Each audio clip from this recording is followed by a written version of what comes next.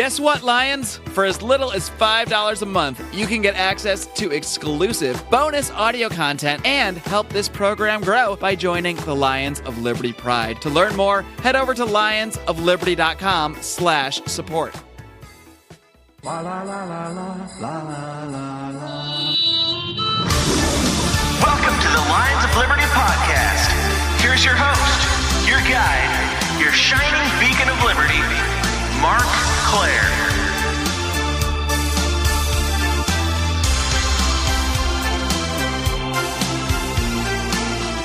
Yo ho ho, and a bottle of liberty.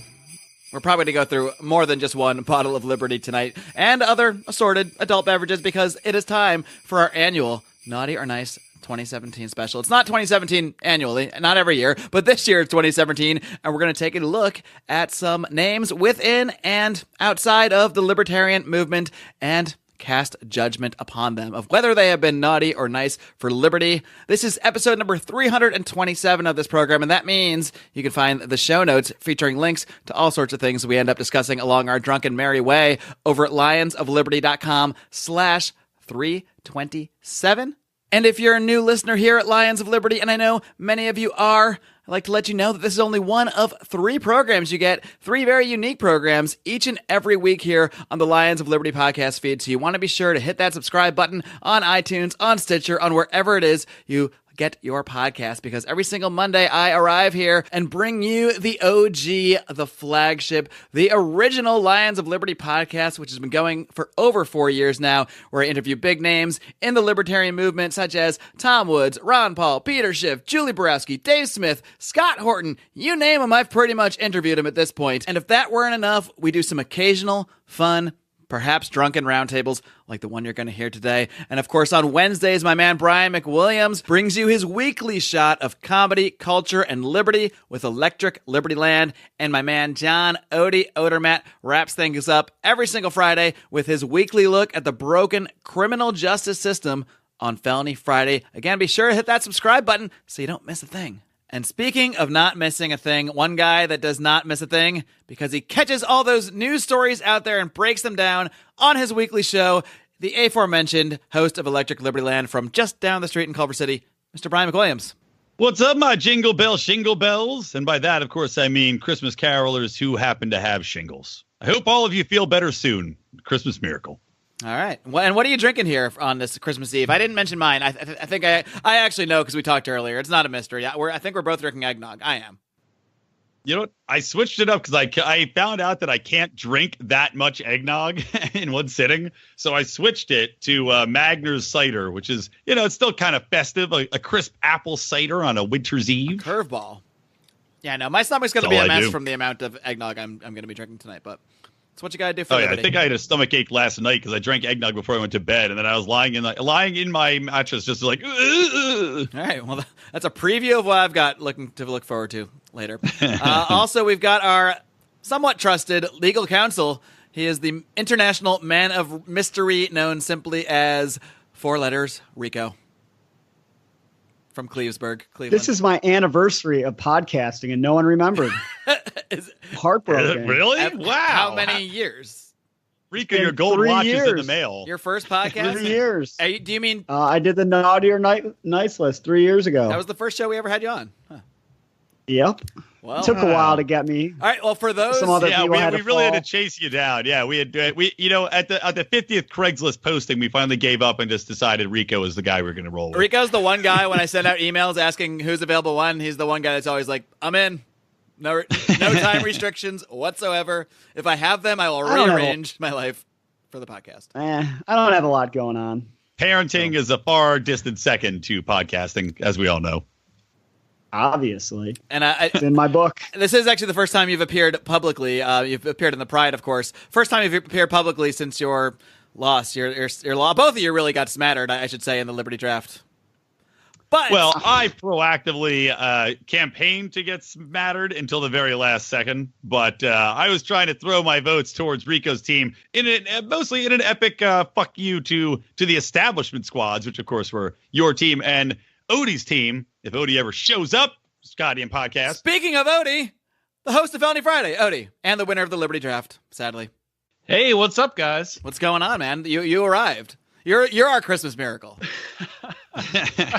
I'll tell you what, man. I got a new computer this week. So my old computer was from about 2008, and I'm having a hard time figuring out these newfangled technologies that they have. So, but I made it. I'm here. So, Did you hire one of the neighborhood kids who's shoveling snow in Pittsburgh to come show you how to use it there, Gramps? It doesn't snow here anymore. Global warming. No snow. It's like 70 degrees. It's beautiful. Too many steel mills there. You know what else doesn't happen in Pittsburgh? People don't hold on to the football for more than half a second. That was a fucking catch, man. That was a catch. I don't care what you say. That was a football move to the goal line. That was a touchdown. Well, you know what the Steelers caught, just like the Eagles? Horrible injury-itis. That seems to be going around. By the rules of the NFL, like them or not, it wasn't a catch. It was not a touchdown, I should say. This is starting to sound like an episode of our very, enjoyable and popular episode of Degenerate Gamblers. So for those of you listening out there that want to hear more of this conversation, you can join the Pride for as little as $5 a month at lionsofliberty.com. I can't believe it. It's another Christmas miracle. Odie beat me to the plug. Hey, we also let our Pride I'm not members, sober, so I forget the website. But what is it? Website. lionsofliberty.com/support. Odie's been drinking for a couple hours, so he forgets the details, but he sees the big picture. Speaking of the big picture. By the way, wait, we need to know what Odie's drinking. We can't move on until we establish that. Well, I have three different beers for this podcast. Wow. It's going to be interesting. I have the old Sierra Nevada Pale Ale, my old favorite there. I have a can of Yuengling for those of you who enjoy Yuengling. Attaboy. Got to be in a can. And I have some Sea Quench Ale. It's a Dogfish Head beer that has a hint of lime and salt, and I'm assuming would be great with a shot of tequila, but I don't have any tequila. So. And are all these beers open? No. They're all mixed together in a big jug. Okay, just trying to establish. I want to get the full picture here. I have a bucket of ice next to me. They're sitting in a nice bucket of ice. That's what I always do. You think you got that idea from me? Because not the concept of ice in general. Others have thought of that before. I remember what a very early Libertarians of Living Rooms Drinking Liquor, where I referenced the ice in the room, and you were baffled by it. And I explained my setup when I have beers is I make myself a little ice bucket, and I have 4 or 5 beers. And was that the same episode when you left your beer in your bathroom? It might be on the toilet. It might be. Because they weren't in my bucket. That was a problem. Yeah. Pride members got a little... This is different from the many episodes that Mark and I recorded of like Rand Paul's and Minuses or Naughty or Nices in previous years before I had my own little studio. And Mark would continuously knock his whiskey, beer, water, really anything liquid all over his computer. Once. We're going to call that continuously, I guess. Okay. At least twice. That's right. We've been around for a few years, believe it or not. So you can check out the full archive. See, I'm going to get a plug in. lionsofliberty.com/podcast. It links to the full Lions of Liberty podcast as well as the archives to our little... other shows here. Our little other shows. Our spin-offs from you fine gentlemen. Yes, the detours. Good stuff. All right. So enough detours, though. We're going to address the issue at hand. It is literally Christmas when you guys are listening to that, so how nice that it actually falls on Christmas Day this year. That's really extra special, which means nobody's going to listen until the next day. But eventually you guys will hear this show to hear us pass judgment upon many figures. They may be libertarian figures. They may not be. I don't know. We just have a list, and we might even go off list. Who knows? And we're going to judge whether these figures have been good or bad for liberty. Now, they might not all be libertarians, so it's not necessarily a liberty purity test. It's just, was this person more good, meaning not nice for liberty, or more bad? And we can kind of judge that extremely subjectively, however we want, as we go along the way. I do want to start off with a couple just really easy nices. We don't really need to debate these. If you guys have anything to toss in, feel free to do so. But, I think there's a few we could blaze through pretty easily of just people that should get nice awards. And I'm going to start actually with someone I want to spotlight because I am so excited. We have our very first $100 per month member of the Lions of Liberty Pride. That's right. My man, Jason Carrier. If you guys aren't applauding yet, I thought you'd start before I did. Merry Christmas to us. I'm going to applaud for Jason Carrier. Thank you, Jason. That's right. So Jason Carrier, in exchange for that, not only does he get a bunch of free stuff again, because he was already signed up at the $25 level, so he gets to hop on a conference call with us every month, which everybody at the 25 or higher level does. We just did that right before the show. Had a blast. Even got some suggestions, which might come up later in the show from some of those guys.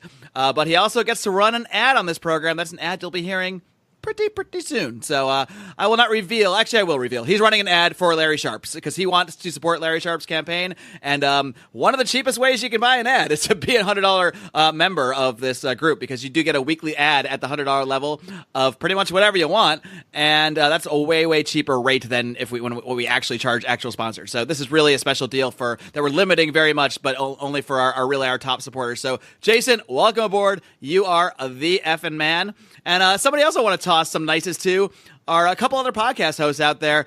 My man Tom Woods and Dave Smith, who have both been promoting the show lately and sending many of their fine listeners over here. I'm very excited to have new people here. And obviously, it's no secret, yes, we pay for ad time on their shows. We're doing a big ad by using that Pride money to spread the word, to do some marketing, to get new ears on the show. But I didn't write the script, and we tossed out a few key points that we want them to hit, and honestly, I'm just flattered by the words that Tom Woods and Dave have both had to say about the show. Completely unfettered, completely, we did not say you must tell everybody that you really enjoy the show and that you really think it's unique and interesting and on all the fine things they've been saying. So I just want to thank them for that and sending many fine listeners over here. So any comments on my nice? We told them to tell people this show sucked, and they said, won't do it.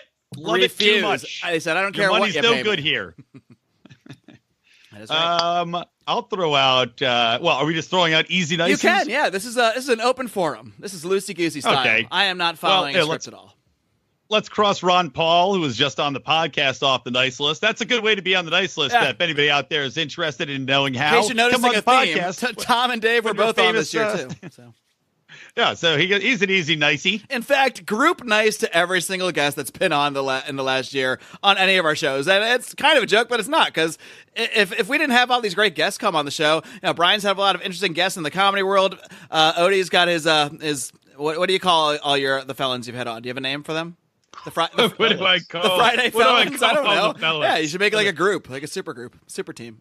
I don't know. I just call them felons. I guess I shouldn't, because I rail against them being we really believe they're designated not as felons, speed felons. mostly. So I should probably come up with another name. I don't know. Maybe I should just call them regular people, because they shouldn't be treated There you any go. differently. You should call them yeah. individuals with amazing stories. That's what we should call Yeah. them. Well, hold on. I have a question, though. If we're blanket labeling everybody nice, when was Nicholas Sarwark on the show? Because we need to talk about that mofo.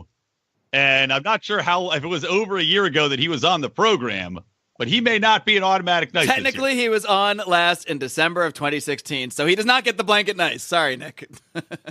We can make him our first debate. I mean, like I said, Yeah. let's go wherever we want. Let's talk about this gentleman. What's your gripe 'Cause, with Nick, for those that might not be familiar with some of the reasons that some are not thrilled with him at the moment? All right. Well, we just gave Ron Paul a nice, and Nick had attacked Ron Paul's positions on the show, but he did it. He didn't do it in a way that was necessarily mean-spirited or out of line. However, this year, he attacked another person that's been on the show several times, the one and only Tom Woods, and he did it in a way which took Tom's quotes out of context. He basically had attacked him for falling on this side of liberty wherein he was, I guess, more bigoted. And again, he'd taken these comments out of context from earlier podcasts where he was discussing different ideas from a different time period, and just attacking one of the leaders of the libertarian movement for no good reason, and trying to just put his dick in the dirt.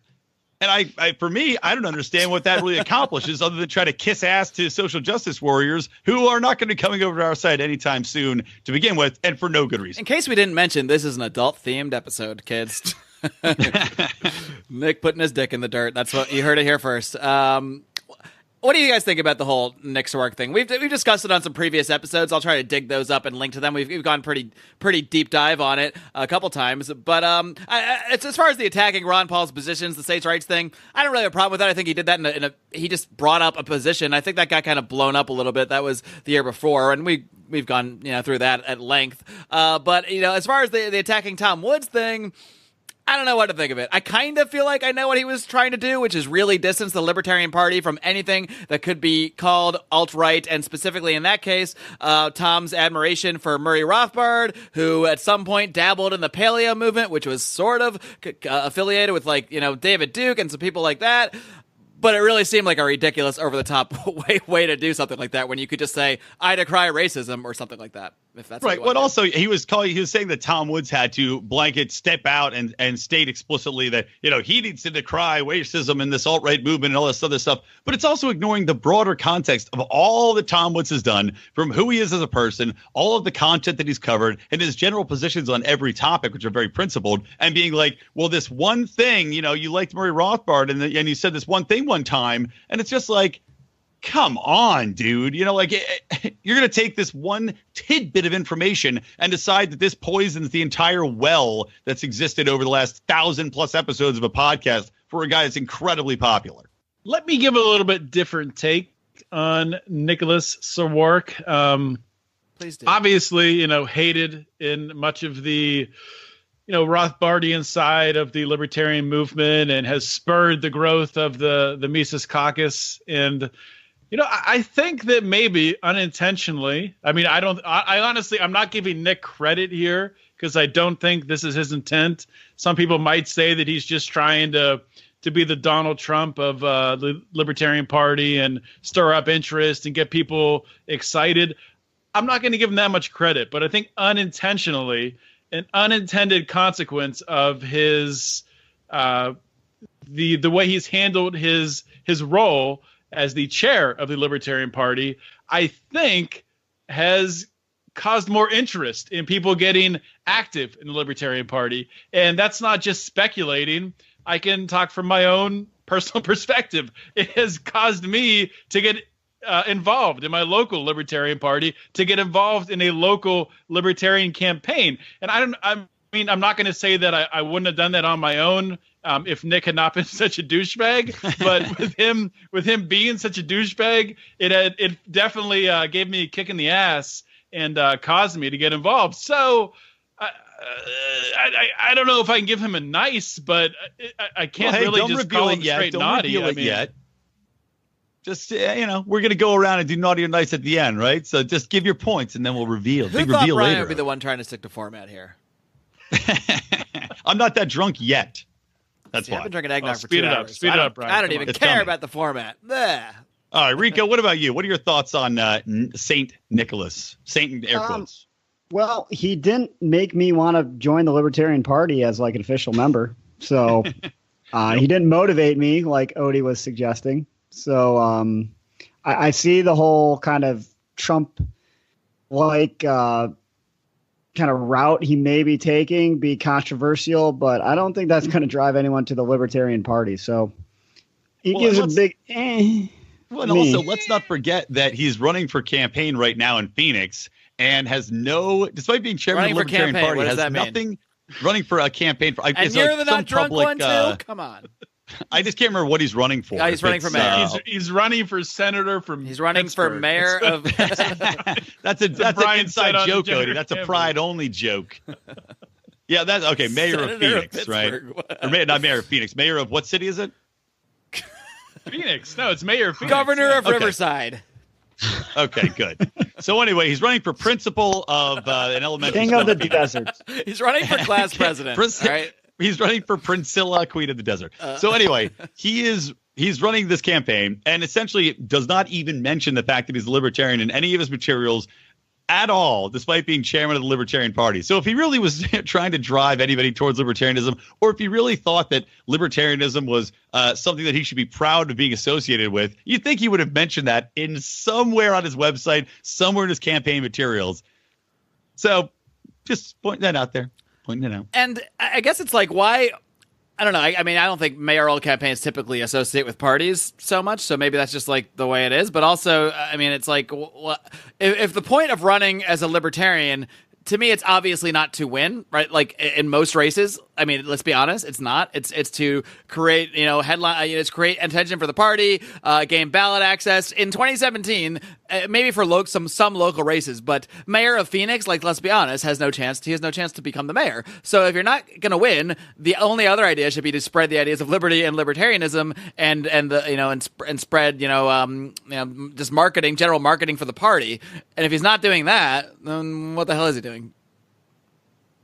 Exactly. Maybe he's just spreading the Nicholas Sarwark. I don't know what that means, but are you saying he's All cheating right. on his wife around town? That's a lofty accusation form that of a I won't joke. allow. All right. So what do we say? What say you, Mark? We're passing our first official judgment? Let's do it. Pass judgment. Ay. Man, I gotta say, I do like Nick's attitude to an extent. I not all of it, obviously. I don't like the actual attacks on Tom Woods, and I like the idea of, if you don't like me and you don't like my methods or whatever, come and get it. And I do think that is motivating some people. It's not motivating Rico, but Rico wasn't going to go anyway. So he might go to New Orleans to party. That may happen. That will happen one way or the other. And He'll probably do that anyway. Yeah, though. I mean, that's Wednesday. That's just a weekend. So I do like that aspect. And I don't know if that's like, I don't think it's a secret plan he had. Like, I'm going to get so much opposition to come taking the party by trolling people or whatever. But I like some amount of trolling in my life, and I can appreciate the idea of trolling, just maybe not the way he's going about it. It's kind of beyond trolling. What puts this over the edge for me, I would give him a lot of leeway normally, but I think what puts him over the edge for me is he really was disingenuous, specifically with the idea that he was putting up a quote about Tom Woods complimenting Christopher Cantwell and all the great work he's doing. And that was, we all know that was from a podcast from like 4 years ago when Christopher Cantwell was not the Christopher Cantwell on the Vice segment. That was not the one chanting, the Jews will not replace us. Maybe he was inside, but he was not someone saying racist and anti-Semitic shit like he is now. And Tom was obviously referring to his at the time, very libertarian writing, some of which I disagree with, but they were in the spectrum of totally acceptable, normal libertarianism, and that's what Tom was complimenting. And that is just, the way he did that was completely disingenuous. Naughty. All right. I agree, naughty. That was simple. yes, me too. Boom, I- bam, Odie.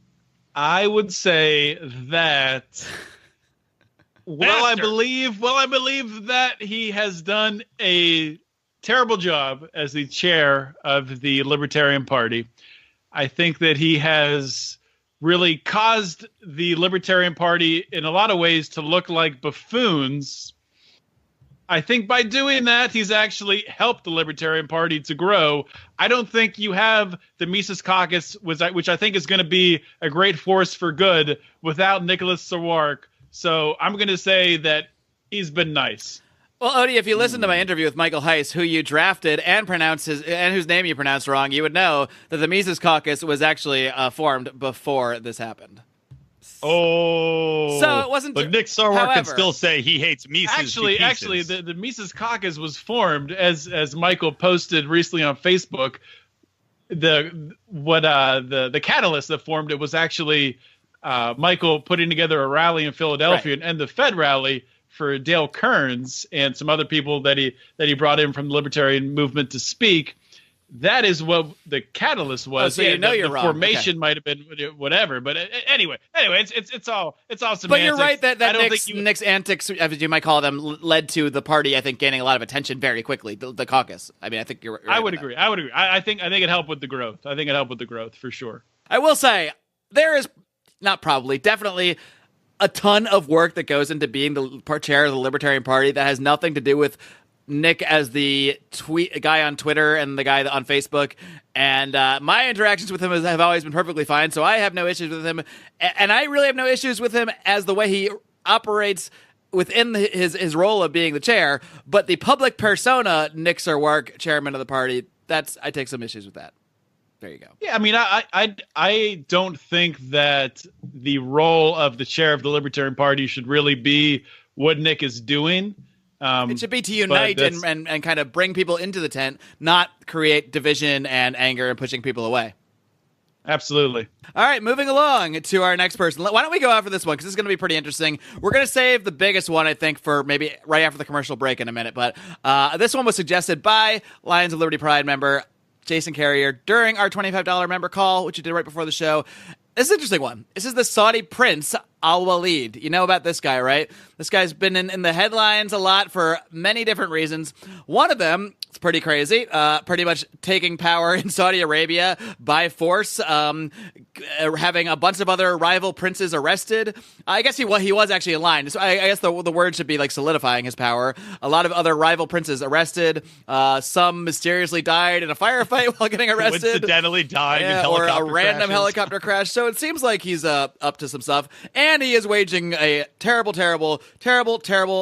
anti-humanitarian war against Yemen, an extremely poor country that is now completely cut off to any kind of food or aid or anything, and it's awful. So there's that. On the other hand, hey, let women drive. So I guess that's the pro argument. He is generally seen as a cultural reformer, which is very interesting, especially in contrast to a lot of the other stuff he's doing. I guess at the end of the day, every Saudi prince is going to do the bad stuff, so maybe that highlights the good stuff, the less bad stuff a little more. But what do you guys think about this little prince? Well, you're leaving out his biggest role, and that's his presence in some awesome conspiracies. Well, yes. Namely the Vegas shooting conspiracy. Which you could hear about on our Conspiracy Corner, a Lions of Liberty Pride exclusive, lionsofliberty.com/support. Check it out, friends. But yeah, so we went into the quite a bit. Yeah. Anyone who's involved in such an intricate conspiracy has to have some positive qualities. So Rico gives him a nice for possible loose affiliation to a conspiracy. Oh, we're grading on a curve here, Well, yeah, we have to. We pretty much have to. Or else everyone gets a naughty. Except Ron Paul. Well, I will say it's tough because he's got this terrible war in Yemen, which I agree is the atrocities committed there pretty much outweigh for me any of the good he's done. Letting the women drive, that's lovely. But he's taken out some of his other brothers, one of which was responsible for funding a lot of terrorist activity. Or one of the other princes. So that is good. That is definitely a step forward in evening out all the atrocities. But for me, when you're just completely committing virtually a genocide against the people, you're naughty. That's pretty naughty. It's hard to get around. It's hard to get around that. Yeah, I'm not gonna. I don't need to do a much deeper dive in that. I think he's interesting due to the letting women drive is nice and all that, but I'm pretty sure people are still getting beheaded and bad stuff too. So it's not like he's an amazing reformer. And then once you're pretty much starving a population, really tough to give you a nice. So I'm giving this prince a naughty, but interesting case nonetheless. Yeah, at least he's got two sides to consider. Okay, he's a little bit of a side. Odie. Yeah. You like this prince? He's got more than one like side. This little prince? But I don't think I have a lot to add. I'm definitely not an expert in this. But you're not a Prince Alwaleed expert. What the hell are you good for? Because he's not Saudi Arabia. Because he's not a felon. I see. Saudi Arabia is not big on liberty, not big on freedom, not big on really individual rights at all. So I would say based on that, probably being a prince from that country, I'm going to go with naughty. All right, naughty. And Rico? Yeah, I'm not going to overlook We don't need to overthink this one. Genocide. Yeah. Basically, this was a test as to whether anything could get us to overlook genocide, and maybe someday something will, but letting women drive isn't quite enough. I bet there are women Women's March. There are probably Women's March who would think that's more important. Women's March people. I can promise you that they retweeted the Kingdom of Saudi Arabia with a big huzzah when it was announced and said nothing about Yemen. Yeah. I guarantee you can find the tweet. If he tweeted, "I stand with her," would he be okay in the book? Hey, here's a fun one. We haven't talked about this guy in a while. Not true. We just did like 2 months ago on the Halloween special. What about our good old friend, Mr. Gary Johnson? What about this guy? What's he been up to? Anybody I get a lot of emails from him. I did see him promote a book from a dark room at one point. And I'll say from the Johnson bunker. I'll say this: he's been pretty low key in terms of like affiliation with libertarianism, which I think we can say is probably a positive. But he's been really going after this project, this Our America initiative. He's been getting back involved with that, and he's been leading the lawsuit against the Commission on Presidential Debates, which I'm all for because that's just a crony government institution, essentially masquerading as a private institution. And as far as that goes, as far as 2017 goes, I think we gave. I don't remember if we agreed on him last year, but I think he got naughties last year. I'm not entirely positive. This year, though, considering what he's been up to, which is not really doing anything with the Libertarian Party and only doing this fight against basically just the promotion of two main parties, I'm going to skip right to it. I give him a nice. He's an entertaining character. And how much fun podcast material has Gary Johnson provided us? How much? Loads. Endless. He is, a naughty for not being out there so we can at least enjoy his public persona. But I agree, man. If he's not outwardly giving libertarianism a bad name, then I'd say it's a nice. And I do agree. The whole sham of the debate committee is just out of this world, fucking bullshit. So do what you can, Gary. Nice. Yeah, I mean, I'm not going to knock Gary Johnson for trying to take down the duopoly. That's fantastic. The only thing I will say is, Gary, please stop shooting videos in your closet. It's fucking weird. Just you get a nice background behind you, get some nice lighting in front of you, and make it look good. I mean, this is 2017. Come on, Gary. So pull that together, but don't run for president again. And as long as you don't, I'll give you a nice Gary. Yeah, Gary, I believe, said he's not running for office again. So ding, ding, that ding. alone is enough for me to give him a nice. Thanks, Gary. All right. Well, Unanimous. look at that. Look what a difference a year can make. Gary Johnson, unanimous nice for 2017 for the Lions of Liberty. All he had to do was not run for president for us to start liking him. Look at that. Did you guys see his endorsement of Larry Sharp? I wonder what Larry Sharp's going to give him, because he was back to pretty goofy Gary during that one. He was on something. Yeah, I don't know. I think he's hitting that cannabis sativa, hitting the supply a little bit. He was on some serious edibles in that picture. And speaking of, edibles, speaking of somebody who likes to smoke a little Mary Jane there, I know Joe Rogan, he's on Brian McWilliams' team there, the Liberty team. And, a little controversial. Joe Rogan, is he pro-liberty? Is he a socialist? Is he a good person? Is he a bad person? And I just heard a recent interview with Joe and Brett Weinstein. I just listened to that this morning. That was great. It would be phenomenal for you to get Brett Weinstein on Lions of Liberty. So jump on that one. That'd be fantastic. Working on it. But Joe Rogan, of course, in the one part goes back to, they're talking about, how to help people, how to, and he's talking about equality of outcome instead of equality of opportunity, but it's like he forgets that he's talking about that, and then goes to dumping money into inner cities and rebuilding that and putting money in education. So he has no foundation whatsoever. He's not fully based, you would say, in libertarianism or in anything. He's not fully based or principled. So that's frustrating to hear. That makes me angry. Start with Brian. What do you say about Joe Rogan? Well, now that my Liberty member. team is done, I had to defend Joe because he obviously he was on my squad, the Trumpelstiltskins, best name in the draft.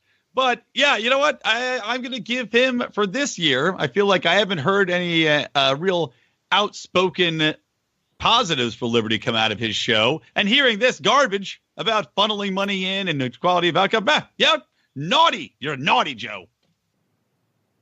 Get your shit together. Well, I know. I will say he was right talking about equality of outcome. He was right talking about equality. I think I said that backwards. He was talking about equality of opportunity, not equality of outcome. But then he doubled back and started talking about putting money into inner cities and that. But so does that change your viewpoint? You know what? It's hard for me to advocate for people anybody who still believes in the fallacy of dumping money in to solve a problem, which just has been proven to not work. Flat out doesn't work. All it does is throw money down the garbage and you get no better actual outcomes. Has been proven for the last 15 years of policy. I can't support it. So, nope, still naughty. Your own teammate. I have a totally different perspective on Joe Rogan because I don't hold people like him he's not out there like, hi, I'm libertarian Joe Rogan. Here's my positions. He's just someone who brings people on for interesting conversations. And I think he does that in such a good way and on such a huge platform. He's one of the top podcasters in the world. And he brings on people who I don't agree with, Jordan Peterson or Brett Weinstein on their policies, politics. Like a lot of them I don't. They're actually like kind of progressive in many ways, but they just happen to be taking some stances on some very good issues like free speech, which is like a non-starter, and they're excellent on that. And I'm glad he brings them on because I think they're both very thoughtful people, and he brings on a lot of people like that from all over the political spectrum that are thoughtful, and he's able to engage in good conversation. I think that's a very good thing, and getting more people engaged in this thoughtful dialogue. I think he breaks through a lot of the BS narratives. So I think that's just a good thing for politics and for just and liberty in general, even if he doesn't necessarily coming at it from an approach. At the same time, he does advocate like strongly for, legal marijuana and some other good libertarian positions. So I give him a nice, because to me, he's not, when he says some things that aren't libertarian, I'm not like, I don't shudder, because he's not a libertarian and doesn't claim to be. So, to me, he's the positions he does take and the people he brings on and the fact that he's getting such, so many voices out there and into a much more constructive dialogue, I think, than we usually get in the mainstream. I think it's almost all positive except for, some occasionally cringy statements. He did nothing for my goddamn team. I'm bitter about it. Yeah, naughty. Rico, what are your thoughts on the Rogues? I agree with most things that you said. I really, I like Joe Rogan for the most part. I find him interesting, especially when he's talking conspiracies with Alex Jones, and whoever Alex Jones used to be. I forget what we said about that. Bill Hicks. Yes, Bill Hicks. Another one we do Alex a deep Jones. dive on in the conspiracy corner. I'm telling you, you can spend $100 like Jason Carrier, but the $5 is a really good deal because you get an insane number of extra podcasts. But anyway, moving along.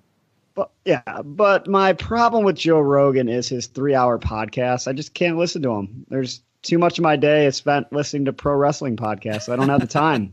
You got to play them at 1.5 times speed, at least. Yeah, you got to cut it a little shorter, Joe. And until then, you get a naughty from me. For too long podcasts. I like the sophisticated breakdown right here. You got to understand that Rico works 20 hours per week. Yeah, so that only allows and even that a work is amount in of quotes time for podcasting. I do stuff. Things occur. Oh, well, he's our lawyer full time, so that takes up a lot of time. I'll keep it short on Joe Rogan, and like Marc said, he's so influential, and he might be, it's crazy to think about it, but he's one of the most influential people in the world right now, which is just fucking crazy that a guy who obviously he was a celebrity beforehand with Fear Factor, and he was on news radio, and he's a stand-up comic, but for him to be able to start a podcast, and he brings on people from freaking every different background you can think of, for a guy like that to reach such a wide audience, it's incredible. And he brings on a lot of people friendly to liberty. And it's great that he exposes the libertarian message to his audience, even though he himself is not a libertarian. So even though I disagree with Joe on a lot of stuff, and he might be a flaming socialist in a lot of areas, I'll give him a nice. All right, so a totally split vote on Joe Rogan. 2 naughties, 2 nices.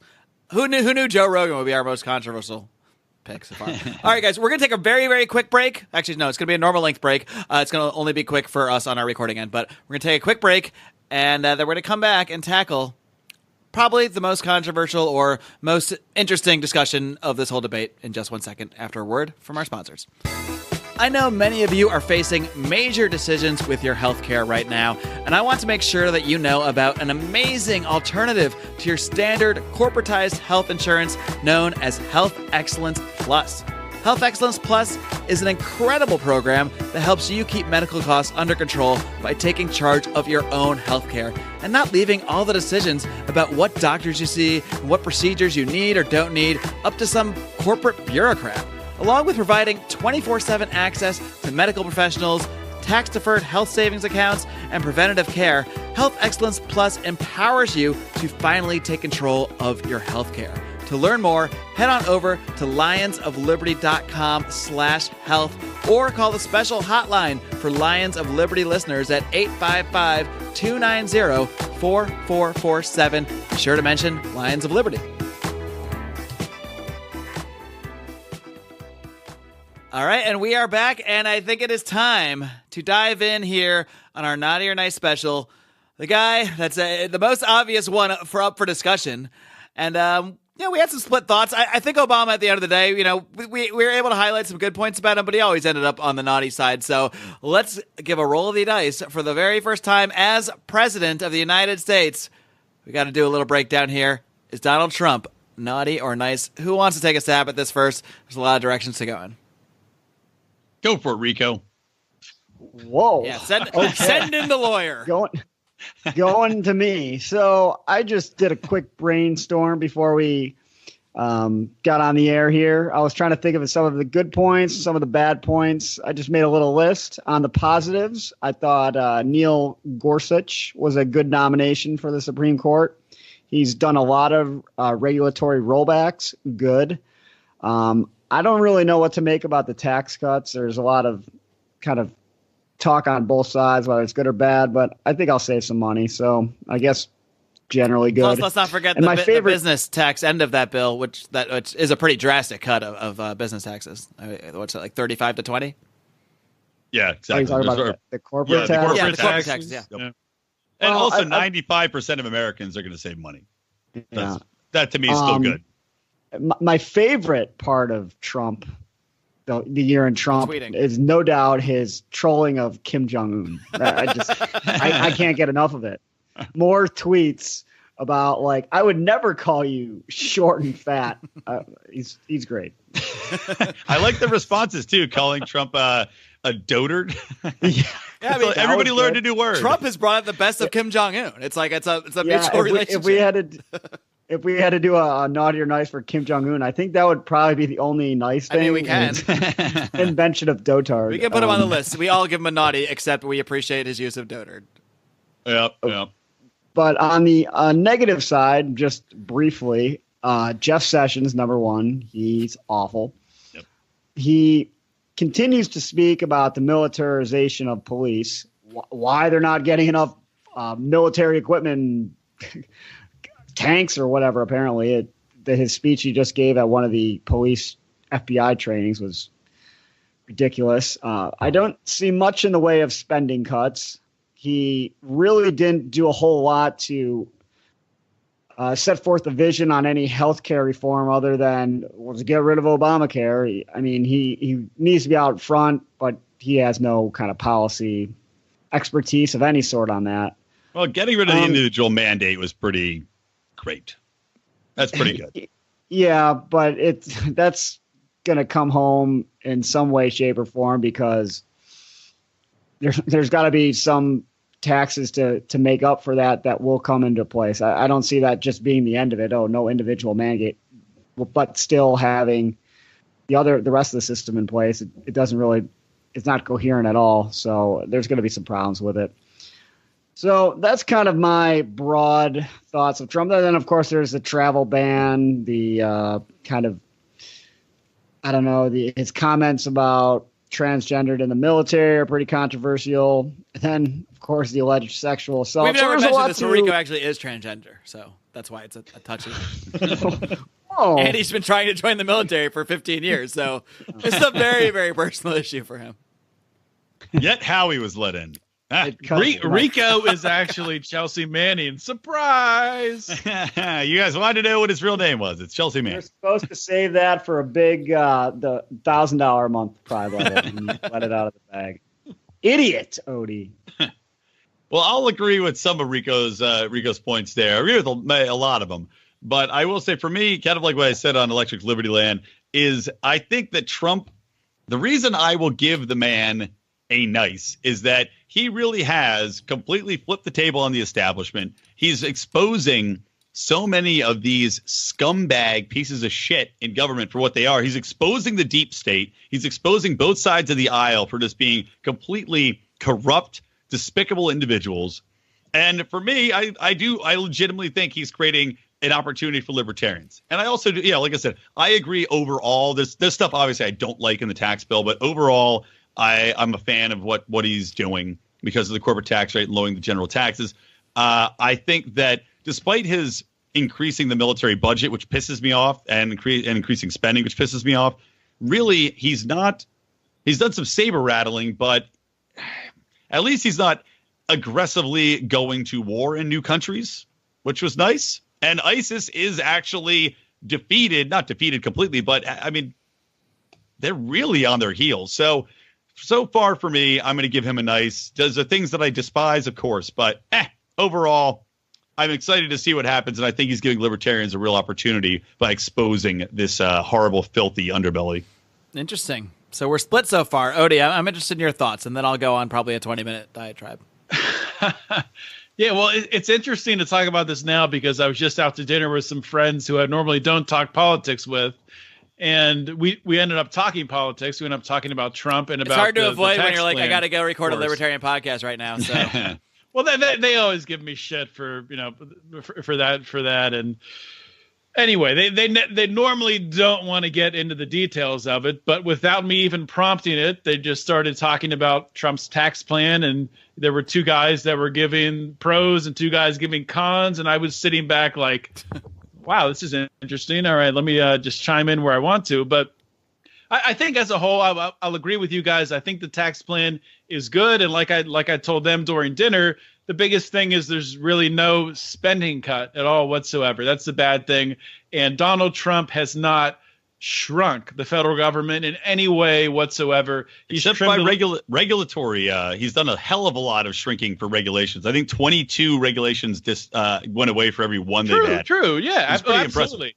Oh, absolutely. And I hope he continues to do that, but he has not shrunk the offices, the reach of the federal government. I mean, there's been talks about ways that he could do that in the future, but I don't think he's done that to a large extent yet. I mean, I don't know if you disagree, Brian, but I think I agree with you there. Yeah, I don't think from a physical employee standpoint, he has really done. Yeah, definitely more room for growth there. And there was a study that came out recently with looking at the amount of land and resources and all the way down to how many bathrooms the federal government owns that Pride member Jason Carrier posted. It might have been on his own Facebook today. I don't know if it was in the prior to the forum, but today's show is basically sponsored by Jason Carrier. I think he's gotten more plugs than anybody else that we mentioned. Anyway, well, we should at least mention that he has a podcast, the Live Free and Grow podcast. If we're going to mention his name a million times, Jason, you're the man. Go on. Check it out. Anyway, I'll try to keep this quick here. So tax is good. ISIS is pretty much gone in the capacity as being a terrorist organization that has their own plot of land, their own land to control. That is shrinking rapidly. Of course, they can spring up anywhere. It's hard to get rid of that, but it's a good thing that they don't have a city state that they're controlling. It's great that he's sort of exposed this corruption, this deep state corruption from in the FBI to the CIA to the ineptitude of James Comey. I think that's all fantastic. I think it's great that Donald Trump, even on the side from the left, how much they distrust him, how much they hate him, how much they hate to see a guy like him holding the office of the presidency. It gives a certain level of mistrust to the presidency. So maybe they'll think about, we don't want to give anyone this level of power. So maybe they'll start to think about taking power away from the executive branch, away from the government. So that's fantastic.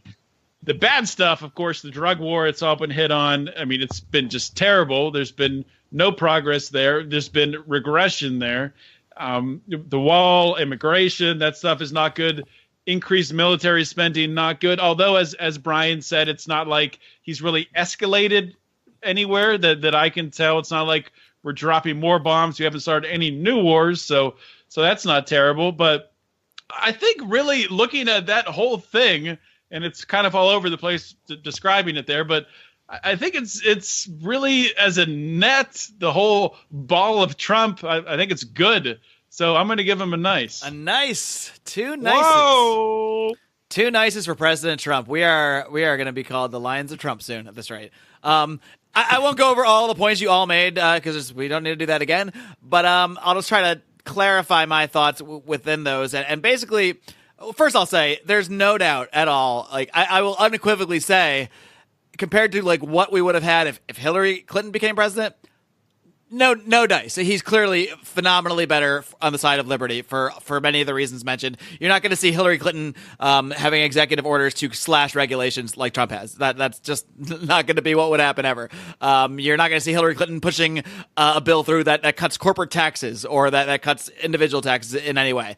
And you're never going to see that from her. So if we're only comparing to like the realistic options that would have occurred in life, like I definitely I'm fine with the outcome considering the options that were on the table. So I have no problem. And I think we all probably think Trump's a lot better now than even we maybe feared how bad he could have potentially been in the beginning of the year, especially because for all we know, he might have bombed North Korea by now or something really crazy. And that still may happen. Who knows? At the end of the day, I think I think the regulations thing is really can't be talked about enough. It's not talked about that much, but that really is huge. I mean, to me, regulations and the regulatory environment is one of the things that holds individuals, small businesses, everybody from catching up. The left always talks about, fairness and equality and equal opportunity. Well, but nothing holds people back more than regulation. So I think there's nothing more really of the people you can do than cutting regulations. So I mean, he deserves extreme bravado, I think, from libertarians for that, for sure. At the end of the day, though, I think I need to apply the same thing we applied not earlier to Saudi Prince Alwaleed. Donald Trump went over to Saudi Arabia, kissed the ring, put his hand on a fucking glowing orb, and made a $900 billion military deal with this horrific, despite the fact that he lets women drive, horrific regime, which is starving another nation right now. I did see something about how Trump came out and said he asked them to stop the blockade or something like that. Yeah, he said, that was pretty recent, I think. Yeah, at least one of the blockades. Even if they still stop the blockade, they're still committing military genocide. I mean, this is who he is supporting. So while I'll say he's like in relative nicety to the other outcome, and I can't attach like me personally, my stamp of approval on someone overseeing this apparatus, this military apparatus, on someone overseeing the NSA, on someone overseeing the CIA. I do think it is amazing, like Odie pointed out, how ISIS just went away in like 6 months as soon as Obama was gone. Like, how the hell did that happen? I mean, it seems like... Well, once we stopped giving them weapons. Just not having deals with them. And there's a lot he deserves to be applauded for, honestly. And that's why I think it's so difficult. Because I don't make these arguments with my liberal friends because I don't want to come across as a Trump apologist. And they're not going to be wooed by regulation arguments anyway, and they don't care about the foreign policy stuff, even though that used to be their thing. So there's almost no point, to talk about him with them. But overall, because of the Al-Walid rule, the please don't commit genocide or be associated with those who do rule, I have to give him a naughty. I can't put a nice on it, but I'm conflicted because there's a lot of nice stuff, I will say. That's my official. So we're splitsies. Where's Howie? Should we call him in right now just to break the tie? Maybe Howie would definitely be on the side of Trump. I think so. He loves Trump.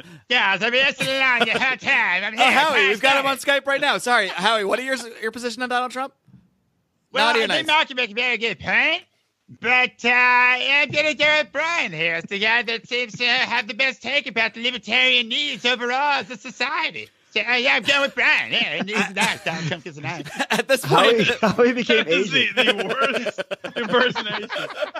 At this point, I need to give a nice to Howie Snowden for being a very good sport about Brian's Asian Cartman impression version they dubbed. It's like Kim Jong-un and Cartman had a baby, and that's my impression of Howie is. For newer listeners, Howie is a longtime Lion of Liberty, and the man that actually first sent me down the path of liberty by telling me about Ron Paul many, many years ago and handing me a book by Harry Brown. So there you go. He's on the show. And you can hear what his... which I kept, which is and then great. Odie has that physical book right now still.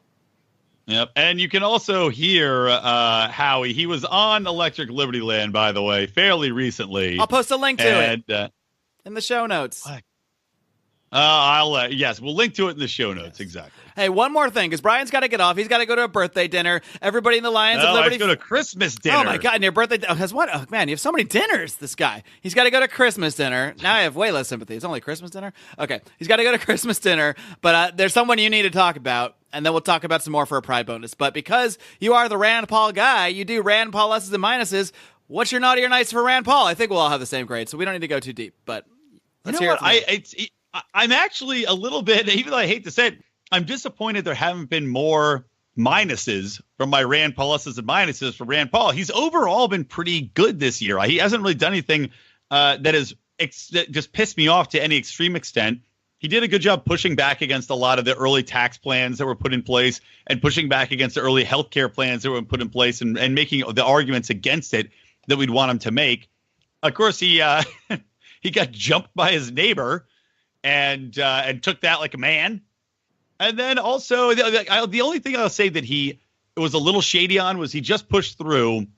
And I don't know enough yet to make a judgment call whether it's good or bad, but it was basically giving a little bit of a favoritism to car dealerships in Kentucky for a special tax exemption where they don't have to pay interest on cars that are sitting on the lots before they sell them. Now, whether or not that's just good for small businessmen or it's something that we should be pissed off as a little bit of pork barrel favoritism, I don't know. But overall, he's been a good boy. I'm pissed that he didn't do better in the election, but that's over a year ago now, so he gets a nice. Wait, hold on a second. I don't want to dig too deep here. So there was something to. It was like a handout to car dealerships. Not a handout. It's basically a tax write-off that was pushed into the new tax plan, or at least it was. And it was essentially what it did was for car dealerships that have all these cars on their lots, the interest they're paying on the cars as they're sitting on the lots, let's say they don't sell them or something like that, for the loans that they're using, they don't have to pay the interest off, or they can write the interest off on those loans as a tax deduction. Hey, wait, and is that something that he put in? Yes, this is something that it's something that that actually could be very. This is the first I'm hearing this. That could be very bad because I love Rand Paul, but I mean that by itself, there's a lot of problems with the car market as it's made up today, where you can't obviously sell, direct. You can't sell direct to a customer. They have to go to a car lot and they have to be held there. So there's this huge, manipulation of the market that they have to go to this lot. They have to sit there.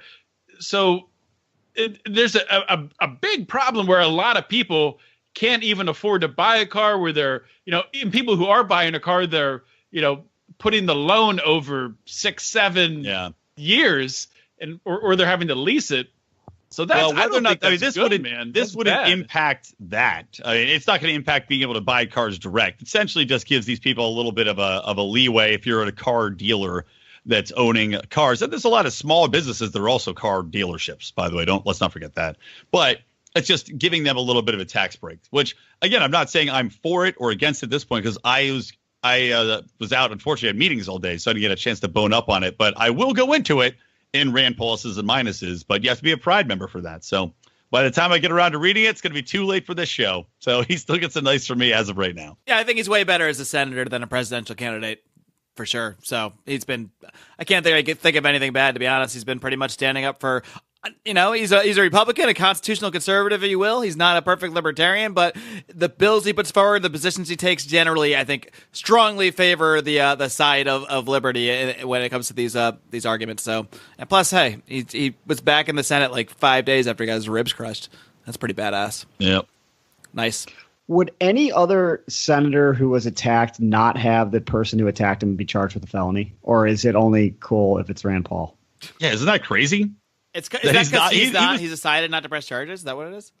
No, the guy didn't get charged with the felony yet. Still, you're saying they would? You mean the government would charge him? Yeah. I phrased that in a terrible. I think they'd be dead if it was.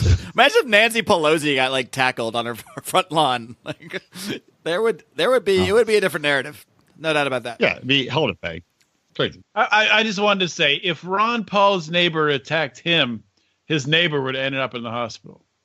But anyway, I'll give Rand a nice. I love Rand as a senator. I agree with you guys, better senator than a presidential candidate.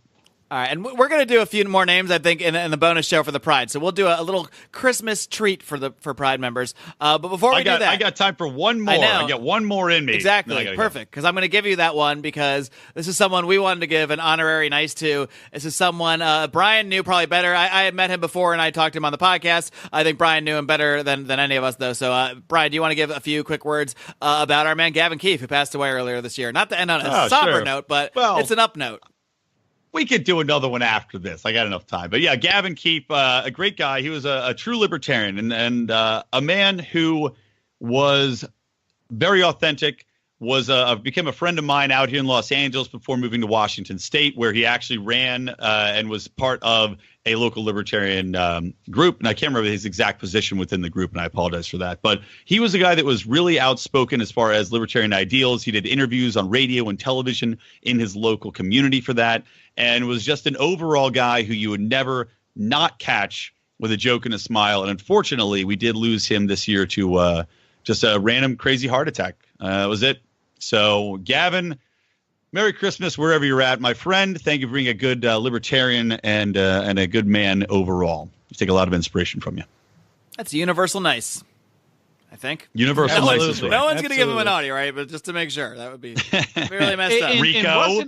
I could be wrong, but was it Gavin that connected us with Johnny Rocket? Yes, it was. So Gavin has given us a gift that has kept on giving to this day. Johnny Rocket Adams. Let's give him a nice while we're talking about him too. Also a nice for Johnny Rocket and the Johnny Rocket Launchpad and the League of Liberty and everybody else. Remzo Martinez, Dan Smontz, all of our friends, our podcasting friends, Roger Paxton, Chris Bengal. Who else do we have to mention? This is just becoming an award show now. Now we're just thanking everybody. But all right, I got 3 minutes. Who can we do in 3 minutes? Who do you want to talk about? I'll leave it to you. Oh, Ajit Pai. Ajit Pai. Yeah, let's do Ajit Pai. That's pretty easy, though, really, I think, for us. But not everybody. I agree. There are some differences. I'll start off. Ajit Pai, I think, number one, hilarious. The video he did with Daily Caller is something to behold, where he's just in a Santa outfit with spinners and just very funny video. And I like when people don't take themselves too seriously. But also, he expressed very clearly the benefits and drawbacks of net neutrality. I love the fact that he pushed it through and he's not buying any of the horse shit that people are throwing at him. And I'm very happy that he did it. So for me, a big nice for Ajit. All right. Anybody else have thoughts? The chairman of the FCC. He makes me think of Jimmy Kimmel on the opposite end, who obviously Ajit is a nice, but God, I can't take Jimmy Kimmel anymore. Yeah, he used to be so funny on the Man Show. Everything he does is just fucking idiotic talking points of which he just apparently knows nothing about, and it makes me want to throw things at my TV. So, Ajit Penn, that's your fault for making me think of Jimmy Kimmel. So maybe I should give you an Audi. Ajit Pai. Whatever. Like Cal Penn. I just think he just merged them. He's been watching a lot of Harold and Kumar lately. Harold and Kumar Save Christmas. Underrated trilogy movie. Odie, anything else to add to this Ajit Pai convo? I think I think Ajit Pai going against net neutrality, that's fantastic. Nothing else to add. All right. Well, yeah, I mean, yeah. What drives me crazy about him is not him. It's the reaction that other people have to him, where they say, "Oh, he's obviously just a crony," and yada yada yada.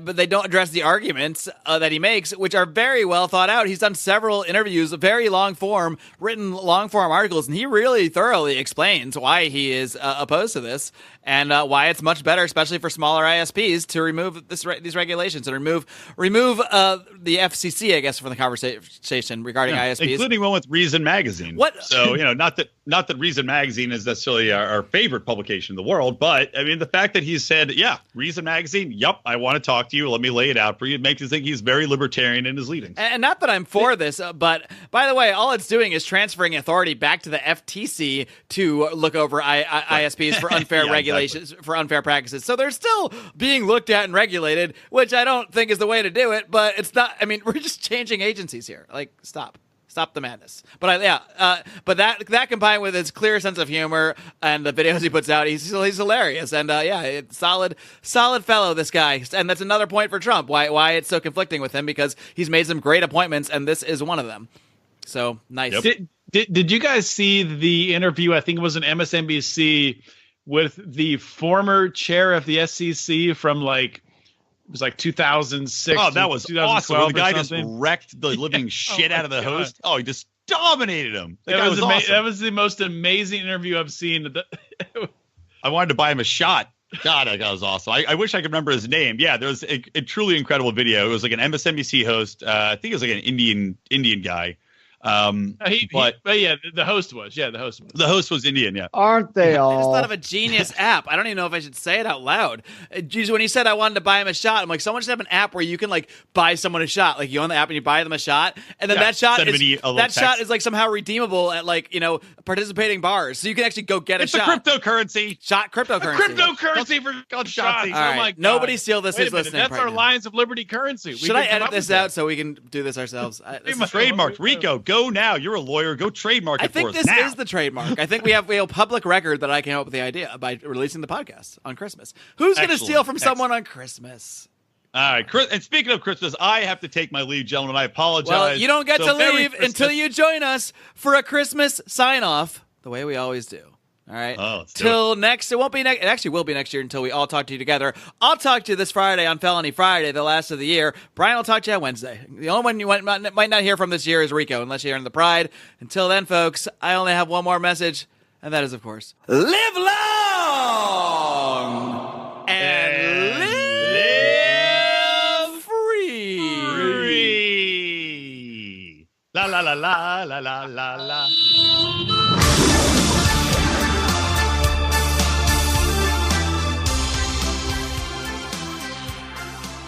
Hey there. Are you still listening? If you are still listening, then you're probably one of our bigger fans because you made it through the entire show, even past the outro music. That's very impressive. Or you just fell asleep and have been jarred back to life by my voice. Either way, I want to tell you guys about the very special promotion we have going on through right now, if you're listening on Christmas Day, through midnight tomorrow, midnight on Tuesday the 26th. It is the absolute best time for you to join the Lions of Liberty Pride. That's right. Our group of patrons who have funded this podcast, who have funded our advertising campaigns on the Tom Woods Show, on the Part of the Problem podcast, who have bought us all this new equipment this year. You can join right now for the next 48 hours or so, and you will get all sorts of bonuses that will not be available after this deal ends. Basically, if you sign up at any level, no matter what level you sign up at, you're going to get all the free giveaways for the level right above it. So if you sign up at the $5 level, which right now you don't get any free items, you just get all the access to our exclusive audio and entry into our private Facebook group, you now get that, plus you get one free t-shirt and one beer koozie, which is usually reserved for the $10 level and above. Now, if you sign up at the $10 level, you actually get 2 free t-shirts and the beer koozie. And then at the $25 level, you get the giveaways that the $100 members get, which means you get 3 free t-shirts from the Lions of Liberty store, which, by the way, you guys can all find at lionsofliberty.store, so give it a browse. You also get 1 poster and a beer koozie. Now, the beer koozie is not too expensive. It only costs us a couple bucks, but the t-shirts and the poster, those are all between $15 to $20 items, so do the math. You can sign up at the $25 level, which means you get to sit on a monthly conference call with us, give us your thoughts about the show, give us feedback, and just basically shoot the shit with us for an hour once a month. Plus, you get 3 free t-shirts and the beer koozie. You are easily paying for 2 full months of that $25 Pride level with just the free merchandise you're going to get back. So this is really the time to get the best deal on your Pride membership. And if getting all that free stuff and knowing that you're supporting the Lions of Liberty and supporting our spreading of the ideas of liberty throughout the globe, if that wasn't enough, you get access to our 80-plus exclusive bonus audio podcast that we have produced in the last year, and there's so much more to come further down the pike in 2018. We've added so many new segments recently. Every couple of weeks, I hop on with Remzo W. Martinez and get really nerdy and talk about comic books on Mystery Pulp Theater. I occasionally do movie reviews on Dan Smotz's System of the Down segment, Rotten Potatoes. Those are Pride member exclusive as well. Brian McWilliams joins Dan for South Park recaps. We also have Degenerate Gamblers. We have Conspiracy Corner. We have this show you heard right now. Pride members actually got access to it a few days early, and we also did a 45-minute extra Naughty or Nice segment exclusively for Lions of Liberty Pride members. So there is just a ton of content pouring into the Pride, and you can get access to all of it for as little as $5 a month and exclusively through midnight on Tuesday night, the 26th, Eastern Time, exclusively through then, you also get a free t-shirt at a minimum for $5 a month. That t-shirt and beer koozie alone is about 3 months of that membership. So truly the best time to join the Pride. We wanted to do something special for Christmas. We're calling this our Christmas bonus because you get tons of bonus stuff for signing up for the Pride. So be sure to go ahead and go on over to lionsofliberty.com/support to check out how to join the Lions of Liberty Pride. Thank you so much, and Merry Christmas, friends.